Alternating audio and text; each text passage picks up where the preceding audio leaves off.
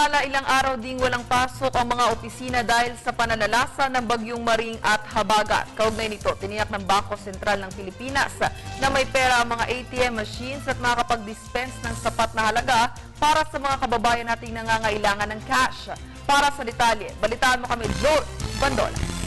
Sa kabila ng paggunita ng Ninoy Aquino Day, isang official holiday, nagbukas ang Bangko Sentral ng Pilipinas. Ito'y para pagbigyan ng mga bangko at mga ATM branches na i-replenish ang mga pera sa kanilang mga machines. Sabi ng Bangko Sentral, percent ng mga ATM ay naubusan ng pera matapos ang pag-uulan na noong Sabado at Linggo at sa 2 araw na pananalasa ng Bagyong Maring. Mula sa binahang mga lungsod sa Camarava, napakaraming ATM machines ang nag-offline na dahil naubusan na ng mga cash. Kaya ang Bangko Sentral nag-atas na rin para mag-replenish ang mga private banks ng pera sa kanilang mga ATM.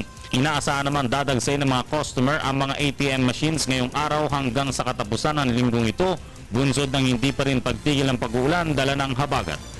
Para sa Telebisyon ng Bayan, George Bandola.